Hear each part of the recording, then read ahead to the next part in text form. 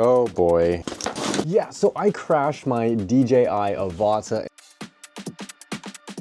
and now it looks like this. It's not as bad as you think. It just has the propeller on this side missing, and I think the motor still works. We'll find out at the end of the video, but let's see how we can replace these propellers. I didn't go to DJI, I went to Amazon and got a pack of 2 of these for super cheap. I'll have them in the description below, the like button. Now, we're gonna take one of these, open it up, and get to see and how we can put that back on the drone.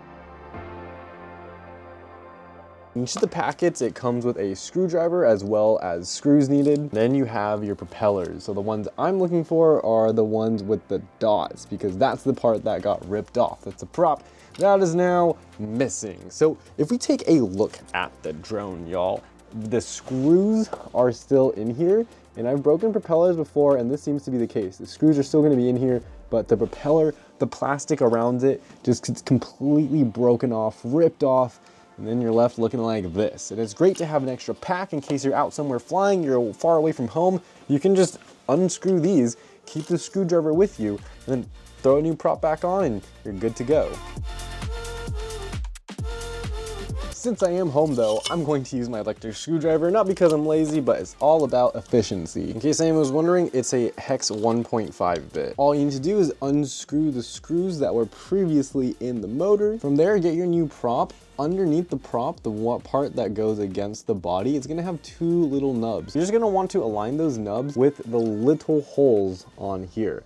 There's 2 smaller holes and there's 2 bigger holes. The bigger holes are obviously going to be where the screws go into, and you can kind of just put it on and then start spinning it around while you hold the base of the motor, and that'll line it up and it will lock into place. From there, it's all about just screwing them back in. All right, they're back in. Let's see if she flies. All right, they all twitched. That's a good sign. Headset on, remote also on. We're not flying it indoors. All we really need to do is start the motors. Let's go ahead and arm those motors. Everything seems good.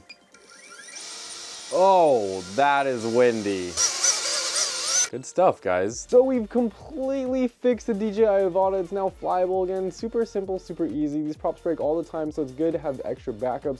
I now have 3 pairs of backups, because if you fly aggressively or there's just misfortunes, you need to at least have 1 backup. All right, y'all, thanks for watching. If you have any questions about the Avata, leave them in the comments below.